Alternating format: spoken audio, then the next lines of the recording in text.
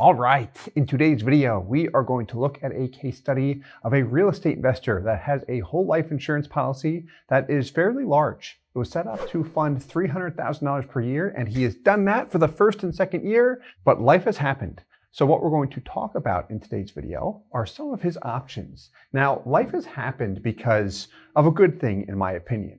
He started his policy with a plan of funding it at $300K per year for 5 years. That's a total of $1.5 million. He's 2 years in, so he's already paid $600,000. He's been using his cash value like a line of credit for real estate. That's why he puts money in there. That's what he's attracted to. But again, life happened. Now, I said in a nice way. His parents recently retired, and he decided to help them purchase a lake house for their retirement. So it's for family. And in my opinion, family always comes first. That is a really good thing he did.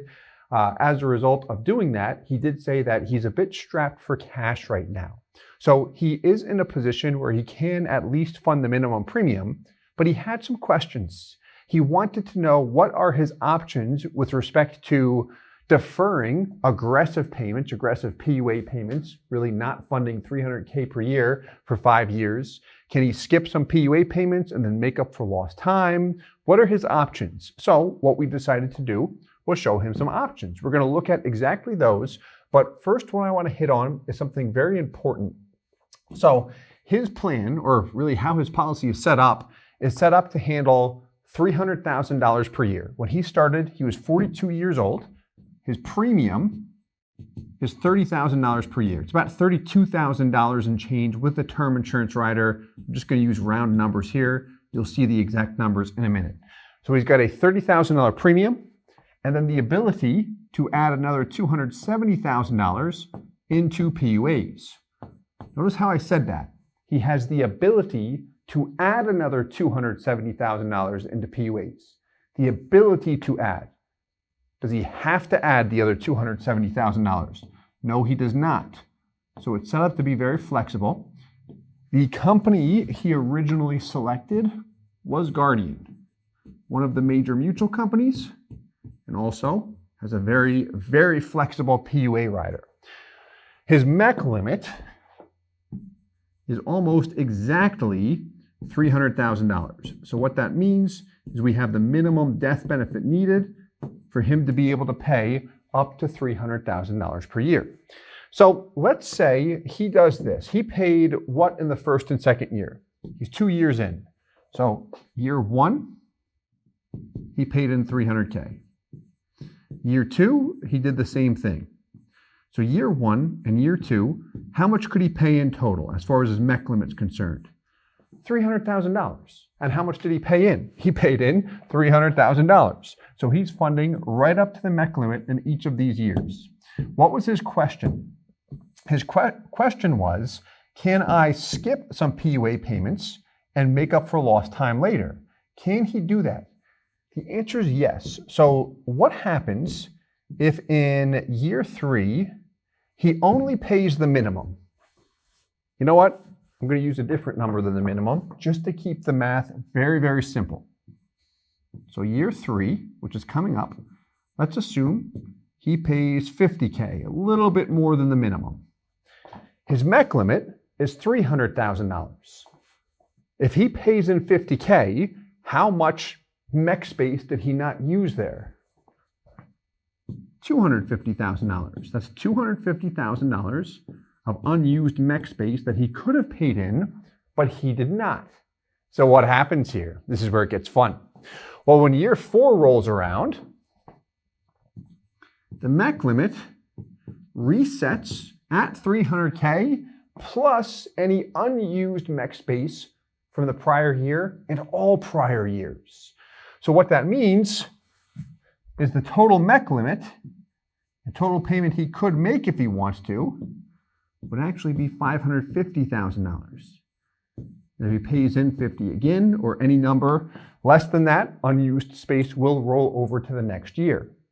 So what we put together in terms of a model that I thought was pretty interesting is first showing his original plan. So we're going to look at his original plan. If he continues to fund $300K per year for 5 years, this way he can see, here's what I originally wanted to do. If I do that, here's what it looks like. But then what does it look like if I pay the minimum for a few years and then aggressively make up for lost time? Or what's it look like if I gradually get the target amount in, the $1.5 million, into the policy? In all three options, we're going to look at getting $1.5 million into the policy. We'll look at the original, then funding just the minimum, and then rapidly making up for lost time, and then funding a lesser amount, but for a longer period of time. Hope that made sense. If not, the numbers will definitely help. What we've got first is the original plan, and what's highlighted in that beige yellow color is what's already happened. So the original plan was to fund his policy with $300,000 per year for 5 years. He's done that for 2 years. The minimum premium here, $32,000 and change, almost $33,000. The true base premium is $30,000. The other $2,800 and change is directed toward his term rider. Purpose of a term rider, cost-effective way to raise the death benefit, which got the MEC limit to $300K. We wanted to keep the base premium low in order to allow him to get more money into PUAs and maximize the cash value. But we really squeezed this one to the penny, and you can tell from that oddball death benefit, $7.52 million. But here we go. So minimum premium, base premium, and term rider. There's the PUA, net out of pocket $300,000. So in the first year, he paid in $300,000. There's his first year cash value, just about $264,000. So cash rich right out of the gates. What is the number one drawback to whole life insurance? Even when it's designed for maximum cash value, this is it right here. You're looking at about a $36,000 hit when we look at this example. That's a hit up front, no matter how you slice it. Now, year two does the exact same thing, pays in a total of $300,000. He was at $263 at the end of year one. If you add $300 to $263, what do you get? You would get $563. What do we see here, though? $570. So beginning the second year, what's happening here is his premiums coming back to work for him, PUAs are being deposited into the policy, and we begin to receive dividends and interest from the insurance company. So at this point in time, beginning year two, the gains, the yearly gains, are exceeding the yearly expenses. That's why we get more back than the $300,000. This is perfect what he did. If you're able to max fund the first and second year of a policy, meaning 10x the base premium and fund up to the MEC limit, you put yourself in a beautiful position. And you'll see exactly what I mean, because when we look at this illustration, plan was to fund for 5 years. When's his break-even point? It's really between years 3 and 4 here when we look at it. But year 4 is the first year he's positive, 1.2 in, 1.215. However, he can't do this anymore. He's a little bit strapped for cash. He's got to wait until he can refill the bucket with his real estate investments. So what if he can't pay the $300,000? Well, he could get away with paying nothing. However, he did say he could pay at least the minimum. So option B here, option A was the original plan. Option B is reducing the premium for a period of time. 3 consecutive years is what we ran as a sample, and then aggressively scaling it back up. I picked kind of an oddball number there. I'll explain exactly why in a minute. You might see it already. So again, what's highlighted in yellow represents what has already happened. Annual outlay.